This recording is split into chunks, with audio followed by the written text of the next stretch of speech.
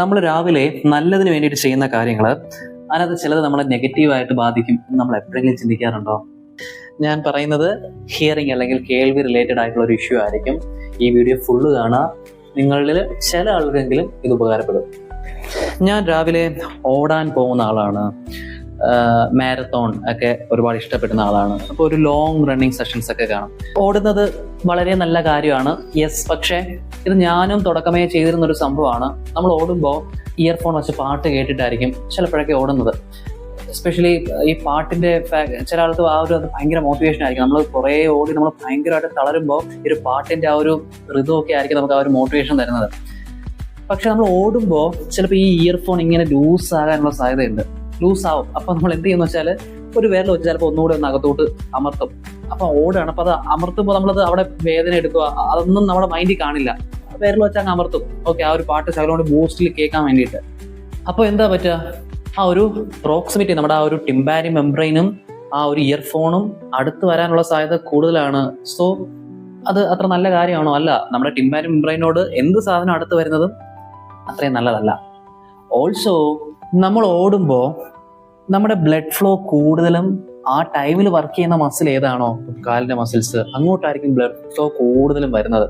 അപ്പോൾ ആ ഒരു സമയത്ത് നമ്മുടെ ചെവിനെയൊന്നും ശ്രദ്ധിക്കാൻ ബോഡിക്ക് അത്രയും ഒരു സമയമില്ല. കാരണം ഓടുകയാണ്, അപ്പം ബ്ലഡ് ഫ്ലോയും എല്ലാ കാര്യങ്ങളും ഏത് മസിലാണോ ആ ടൈമിൽ വർക്ക് ആകുന്ന ആ മസിലിലോട്ടായിരിക്കും എല്ലാ കാര്യങ്ങളും കോൺസെൻട്രേറ്റ് ചെയ്യുന്നത്. അപ്പോൾ ആ ഒരു ടൈമിൽ നമ്മുടെ ആ ചെവിക്ക്, നമ്മുടെ ചെവിയുടെ അകത്ത് ഹെയർ സെൽസിന് അത്രയും ഒരു ലൗഡ് എക്സ്പോഷർ കൊടുക്കുക എന്ന് പറയുന്ന ആലോചിച്ച് നോക്കിയേ.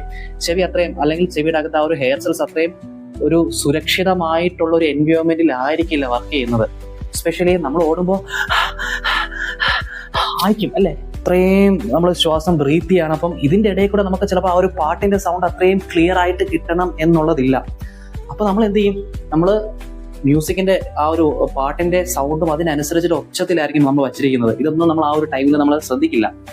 അപ്പൊ അത്രയും ലൗഡ് എക്സ്പോഷർ ഈ ഒരു നമ്മുടെ ആ ഒരു ഹെയർ സെൽസ് അത്രയും സുരക്ഷിത അല്ലാത്ത ആ ഒരു എൻവയോൺമെന്റിൽ കൊടുക്കുമ്പോൾ കേൾവിക്കുറവ് വരും എന്നല്ല ഞാൻ പറയുന്നത്, ബട്ട് അവിടെ ഒരു റിസ്ക് ഉണ്ട് എന്നുള്ളതാണ് ഞാൻ പറയുന്നത്. ഇതെല്ലാം ചിലപ്പോൾ നിങ്ങൾ കാണുന്ന പല ആളുകളും ചെയ്യുന്നതായിരിക്കും, പക്ഷെ നിങ്ങൾക്ക് ആർക്കും ഇതുവരെയും ഒരു പ്രശ്നവും കാണില്ല. നല്ല കാര്യം. ബട്ട് നമുക്ക് ഭാവിയിൽ എന്ത് സംഭവിക്കും എന്നുള്ളതൊന്നും നമ്മുടെ കയ്യിലുള്ള കാര്യമല്ല. അപ്പൊ ഇങ്ങനെ ഒരു റിസ്ക് ഉണ്ട്, അത് സൂക്ഷിക്കുക എന്നുള്ളതാണ് ഞാൻ പറയാൻ ഉദ്ദേശിക്കുന്നത്. So use things wisely. ഞാൻ ഓഡിയോളജിസ്റ്റ് നിഖിൽ സജീവ്. ഹിയറിംഗ് അല്ലെങ്കിൽ ഹിയറിംഗ് എയ്ഡ്സ് റിലേറ്റഡ് എന്തെങ്കിലും കൺസേൺസ് ഉണ്ടെങ്കിൽ എൻ്റെ അടുത്ത് ചോദിക്കാം. Okay, have a good nice run. Okay, bye, stay healthy.